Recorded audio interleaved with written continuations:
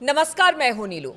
तो देखिए, गाजा में अब इजरायली बंधकों को रिहा कराना जल्द शुरू कर दिया जाएगा। यानी कि जो हमास है वो बंधकों को रिहा करना अब बहुत जल्द शुरू कर देंगे, क्योंकि पहले फेज की जो बातचीत थी वो सकारात्मक रही है। अब बंधक छोड़ने पर मुहर लग गई, यानी साइन हो चुका है। लेकिन क्या इसी बीच कहा यह जा रहा है कि जो प्लान नेतन्याहू या इजराइल ने बनाया था, क्या वो सब गजा प्लान को लेकर फेल होता नजर आ रहा है? बातचीत आज इसी पर होगी। मयंक मेरे साथ है। मयंक, कहा यह जा रहा है कि ठीक है, एक सकारात्मक पहलू देखने को मिला जब इजरायली नागरिकों जो बंधक है उनको छोड़े जाने की बात हो रही है, बहुत जल्द उन्हें रिहा करा दिया जाएगा। लेकिन जो प्लान नेतन्याहू ने बनाया था, उनको लग रहा था कि शायद इस गजा प्लान पर हमास तैयार ना हो या बात आगे ना बढ़े और उसके बाद वो जो चाह रहे थे वो हो। लेकिन आपको लगता है कि अब उनका ये जो पूरा प्लान था, मंसूबा था, वो फेल हो रहा है इसमें? देखिए, इसमें दो तीन बातें हैं। सबसे पहली बात तो ये है कि गजा को लेकर जो डील है, इस डील के मुताबिक बंधक छोड़े जाने हैं। बात नंबर एक। बात नंबर दो, इजराइल की फोर्सेस जो हैं, येलो लाइन जो एक लाइन तय की गई थी, वहां तक पीछे आ जाएंगी। अब ये जो बात है कि इजराइल की फोर्सेस गजा से पीछे आएंगी, वापस मार्च करेंगी, ये जो पॉइंट है, इसको लेकर जो है काफ़ी ज़्यादा चर्चाएं हैं सोशल मीडिया में। और विदेश नीति के जो जानकार हैं वो ये बताते हैं, उनका कई लोगों का ये मानना है कि ये इजराइल का जो एक बड़ा प्लान था गजा को लेकर, कि गजा से फिलिस्तीनियों को हटा दिया जाए, गजा में जो है वो बड़े क्षेत्र में इजराइल की सेना का कब्जा हो, हमास को पूरी तरह से खत्म कर दिया जाए। ये सब प्लान जो थे, ये फिलहाल इस डील के चलते फेल होते दिखाई दे रहे हैं। देखिए, ये जो प्लान है, जो अभी जिसको लेकर सहमति बनी है, साइन हो गए हैं, जो डोनाल्ड ट्रंप ने अनाउंसमेंट किया है, हालांकि इसको लेकर भी बड़े सारे संशय बने हुए हैं। दोनों साइड से बने हुए हैं, हमास की तरफ से भी बने हुए हैं और अरबियन जो कंट्रीज हैं उनकी तरफ से भी है, इजराइल की तरफ से भी है। तो ये डील कोई अभी ऐसी डील नहीं है जो एकदम फाइनल हो गई हो, या इसने कोई गजा की पिक्चर साफ कर दी हो, या कोई शांति ही होने वाली है, ऐसा कुछ नहीं है। ये अभी एक पहले दौर की डील है। अभी बड़े बड़े मुद्दे एड्रेस होने बाकी हैं कि क्या हमास हथियार छोड़ने के लिए राजी होगा, क्या गजा के एडमिनिस्ट्रेशन में हमास की भूमिका होगी, जो नई गवर्नमेंट बनेगी वहाँ पे जो नया कमेटी बनेगी जो एडमिनिस्ट्रेशन संभालेगी, वो कब तक वहाँ रूल करेगी, क्या वहाँ इलेक्शंस करवाए जाएंगे, जैसा कामेनी साहब कह रहे हैं कि वहाँ लोगों का जनमत संग्रह होना चाहिए। तो ये बड़े सारे सवाल हैं जो अभी जिनका कोई जवाब नहीं है, और जब तक ये फाइनल नहीं होते आप गजा की किसी डील को फाइनल नहीं मान सकते। इसको इस तरीके से तो सकारात्मक तरीके से देखे कि देखिए, जिनके लोग बंधक हैं, देखिए, हाँ, और जिनको लेकर इजराइल लगातार कहता रहा, या फिर इजराइल ने जो गजा की हालत बना दी वो उन्हीं बंधकों को छुड़ाने का नतीजा थी। हाँ, तो वो एक अच्छी बात है कि चलिए ठीक है, वहां से एक अब जो बंधक है रिहा होंगे, और गजा में जो शांति होगी उससे वहां के लोगों को थोड़ी सी इस देखिए, अगर आप मेरा पॉइंट ऑफ व्यू जाने, मेरी जो व्यक्तिगत राय वो ये है कि इस डील से फिलहाल फौरी तौर पे जो सबसे बड़ा फायदा होगा वो फायदा होगा फिलिस्तीनी लोगों का, गजा के रहने वाले उन हजारों लोगों का, लाखों लोगों का, जिनको अब खाना पहुंच पाएगा, जिनको पानी पहुंच पाएगा। लाखों बच्चे, इस समय वहां पे हजारों बच्चे ऐसे हैं जिनके पास खाने पीने को कुछ नहीं है, उनको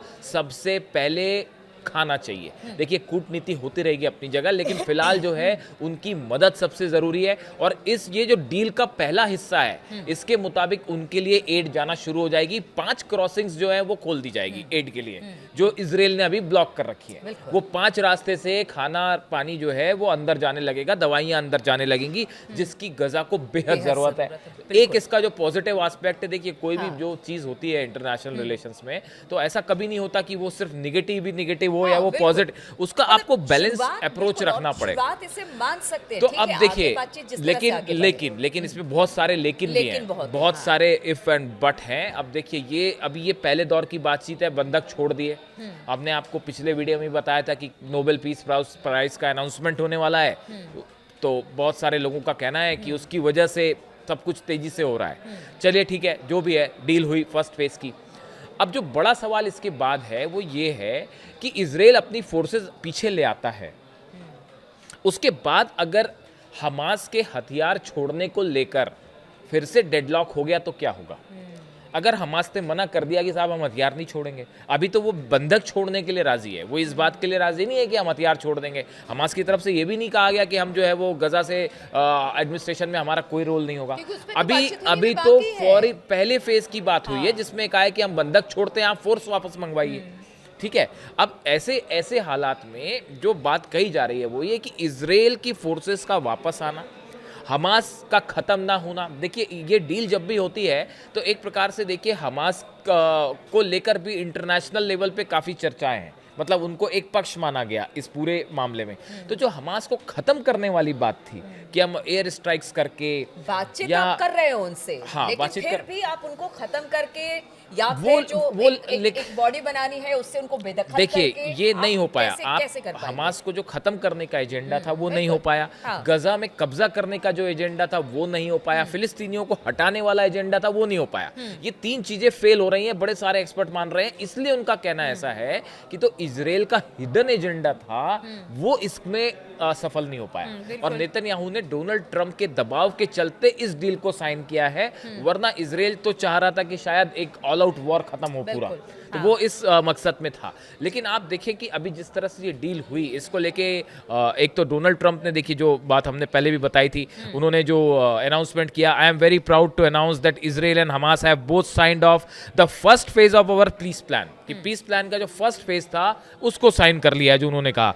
this means all of the hostages will be released very soon, सभी बंधकों को फौरन छोड़ दिया जाएगा, जिसकी बात निकल के आ रही कि शायद मंडे तक छोड़ दिए जाए, मुझे लगता है पहले भी छोड़े जा सकते हैं। तो and Israel will withdraw their troops to an agreed upon line as the first steps toward a strong, durable and everlasting peace. और उसके बाद इजराइल जो है अपनी फोर्स वापस मंगा लेगा। तो अब यहाँ पे एक बात तो साफ है कि ये जो गजा पर कब्जा करने का इस डील के मुताबिक हम चल रहे हैं, आज से 6 महीने बाद क्या होगा कोई नहीं जानता।